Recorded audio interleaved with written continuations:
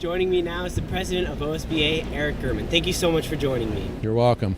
So my first question for you today is, what is the OSBA Capital Conference and what are its goals? It's a conference where we bring together an opportunity for all roughly 3,500 board members from across the state of Ohio to come together and have a number of learning sessions where they can gain insight into current trending topics. They can share ideas amongst themselves. Small districts can network with larger districts. You can learn from experts in the field, whether they be lawyers or policy experts, transportation people, food vendors. We have a trade show, around us where you can see the newest technologies. Just kind of brings everything together, everything you need as a board member for, from buying a bus to how do I deal with, discipline issues, to hiring and firing and other issues that we deal with on a daily basis. Yeah. So who is this conference for? Who does it benefit? It benefits, we actually co-sponsor it with the Treasurers Association and also the Superintendents Association. So it benefits, it's primarily targeted towards board members, but superintendents attend as well as school treasurers.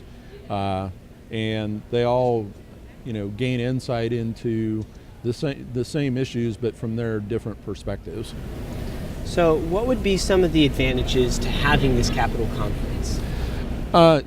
It's one time, I think, a year where everybody can come together and get the same information in the same format at once versus getting it piece by piece or by email or some other means. If you've been circulating around and have seen some of the learning sessions, you can get very interactive with the presenters that they bring in, ask questions, share ideas, and make valuable contacts. We were just over at the Student Achievement Fair. My wife's a teacher. She spent a half an hour talking with another teacher and brought some ideas back that are going to help her going forward, I think. So it's one time during the year that instead of trying to read a mailing list or a little newsletter, everybody can just get together in one place, share ideas, and walk away and say, I never really thought about it that way, and walk away with some new ideas and some new innovation. So there's so much here to do. So could you share with us what your favorite part of this conference is?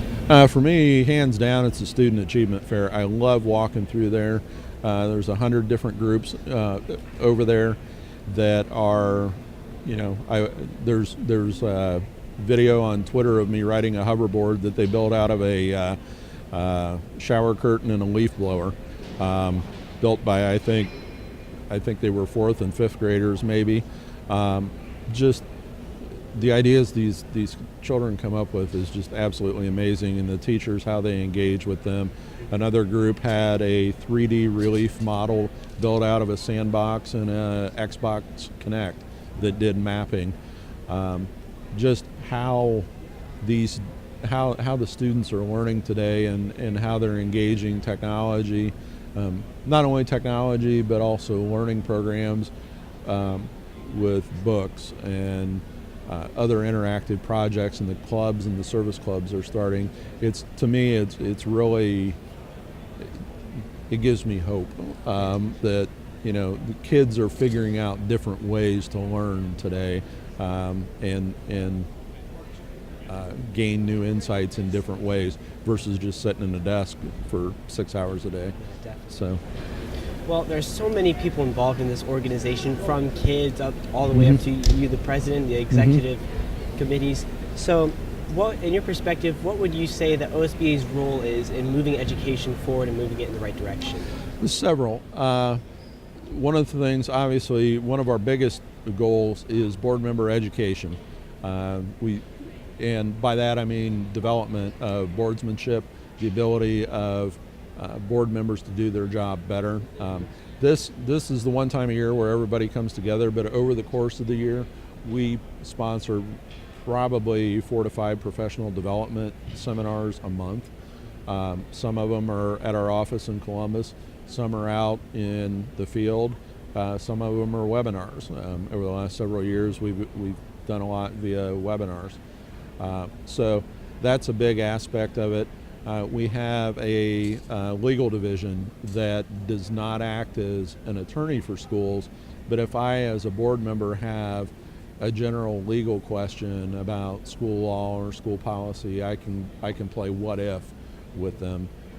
We have a legislative division that works with the legislators on crafting and writing bills at the Ohio State House, excuse me. And we work to advocate for the kids so that those, and not only the kids, but the teachers and the administrators and the boards, so that the laws that are written by the legislature and signed by the governor come out as workable policy, that they don't have to be continually revised.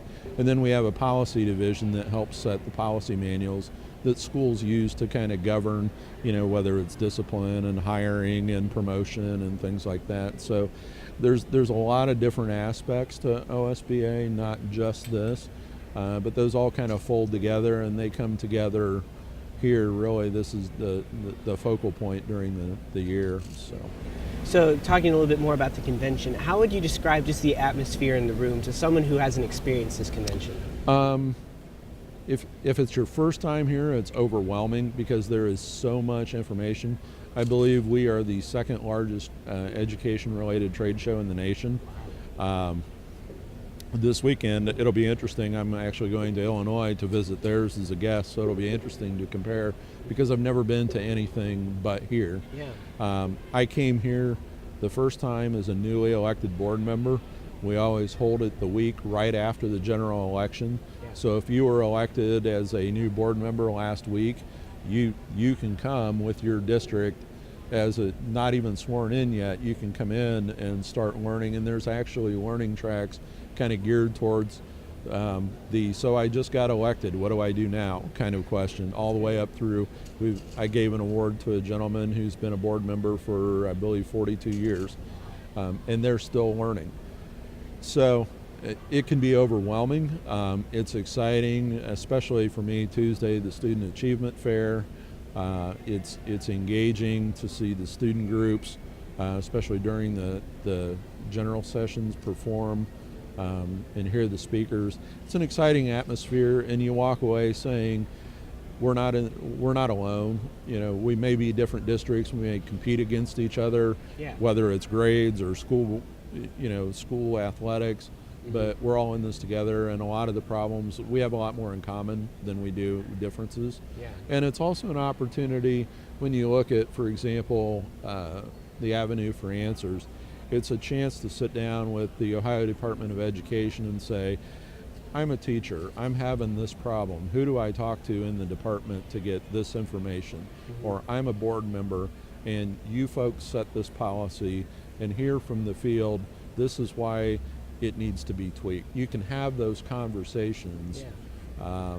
So it's just so many different things to so many different people. But if there's an answer, if you can't find it here, you probably aren't going to find it. Yeah. So.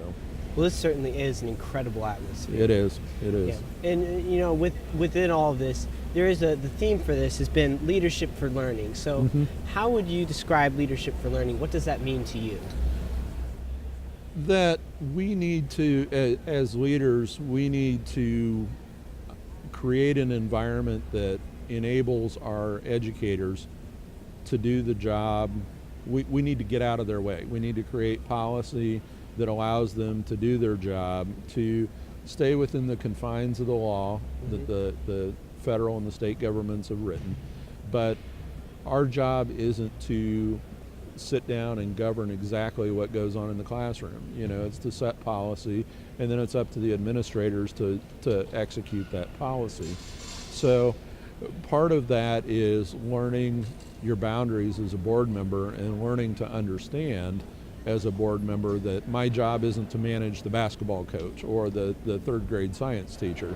It's to, the superintendent works for the board, the superintendent and treasurer work for the board, and the principals work for him or her, and then let it go on down the line that way. And for people that come from the business world or from people that have never been in an environment like that before, sometimes it's difficult for them to grasp that at times.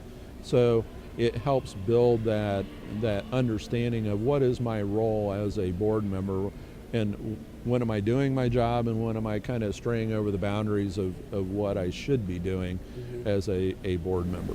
Yeah, well, I certainly hope that everyone here has taken away that message. Yeah. Well, thank you so much for joining me. It's been an honor speaking with you. Well, it's been a great opportunity. Thank Thanks. you so much.